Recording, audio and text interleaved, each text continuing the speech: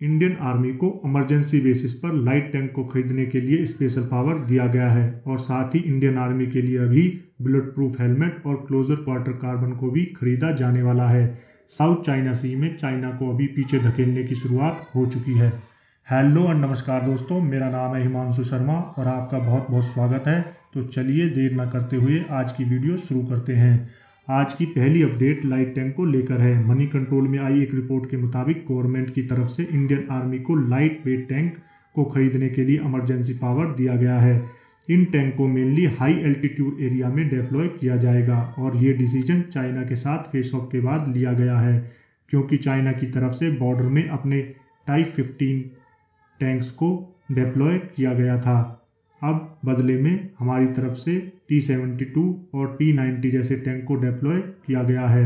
अब कंपेयर करें तो टाइप 15 टैंक के मुकाबले हमारे टैंक काफ़ी अच्छे हैं, लेकिन हल्के होने की वजह से टाइप 15 जैसे टैंक को चाइना ईजिली डिप्लॉय कर सकता है बॉर्डर पे।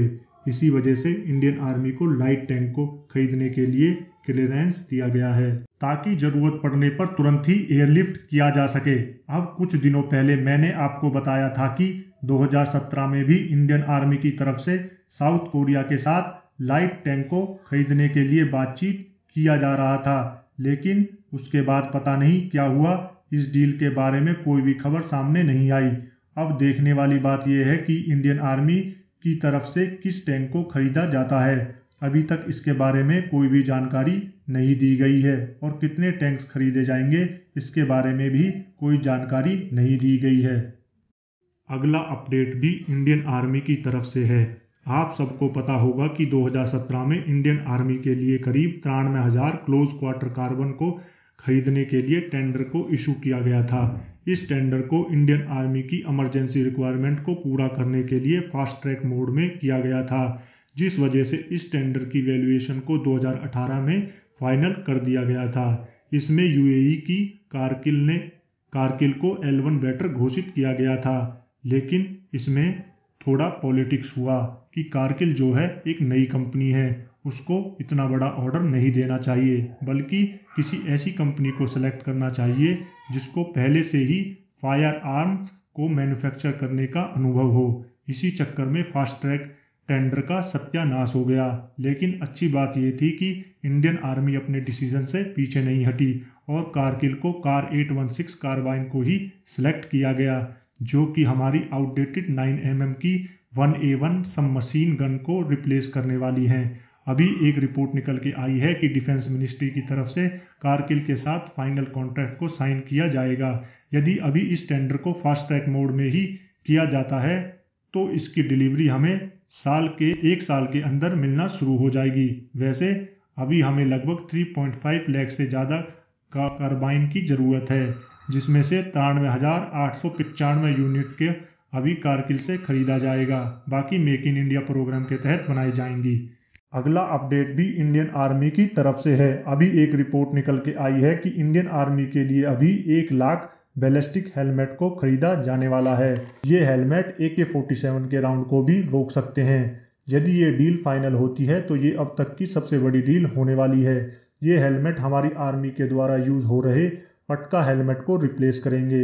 इन हेलमेट की पर यूनिट कॉस्ट लगभग 50,000 रुपये के आसपास की है और अच्छी बात यह है कि बहुत सारी इंडियन कंपनीज हैं जो इसको मैन्युफैक्चर कर रही हैं। अगला अपडेट चाइना और यूनाइटेड स्टेट को लेके है। आप सबको पता होगा कि बॉर्डर में भारत और चाइना के बीच काफ़ी तनाव चल रहा था, लेकिन पिछले 15 दिनों से तनाव काफ़ी कम हुआ है।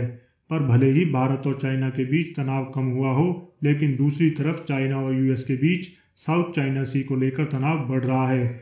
जिस तरीके से लद्दाख को लेकर भारत और चाइना आमने सामने हुए थे, अभी ठीक उसी तरीके से साउथ चाइना सी को लेकर यूएस और चाइना आमने सामने आ चुके हैं।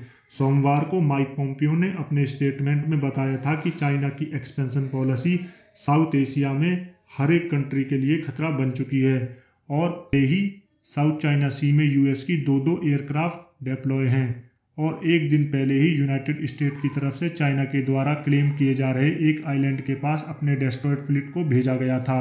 जिससे चाइना काफ़ी नाखुश था और अभी दोनों के बीच इस बात को लेकर काफ़ी तनाव बढ़ चुका है। माइक पोम्पियो ने रिसेंटली कहा था कि साउथ चाइना सी में चाइना की तरफ से 2009 से एक डॉटेड लाइन को क्लेम करना शुरू किया गया था, जिस पर चाइना अपना दावा कर रहा था। जबकि इस बात को लेकर चाइना के फॉरेन मिनिस्टर के स्पोक पर्सन ने बताया है कि साउथ चाइना सी के ऊपर चाइना का 1000 साल से क्लेम है और साउथ चाइना सी केवल चाइना का है। अभी चाइना की बात करें तो साउथ चाइना सी के लगभग 1.3 मिलियन स्क्वायर माइल के इलाके में चाइना अपना क्लेम कर रहा है और वहां पर आर्टिफिशियल आइलैंड बना रहा है, क्योंकि जो कि फिलीपींस, मलेशिया, ब्रुनई जैसे देशों के इलाके में आता है। पर चाइना अपनी ताकत उनको दिखाकर डरा रहा है और वहां पर कब्जा कर रहा है। और जिस तरीके से इन दोनों के बीच तनाव बढ़ रहा है, इसलिए चाइना लद्दाख में पीछे हट रहा है, क्योंकि चाइना के लिए दो फ्रंट पर लड़ाई लड़ना मुमकिन नहीं है। लेकिन एक बात साफ हो चुकी है कि यूएस साउथ चाइना सी को लेकर चाइना के साथ सख्त रुख अपना रहा है। अभी के लिए इतना ही दोस्तों, मिलता हूं आपसे अगले वीडियो में। जय हिंद।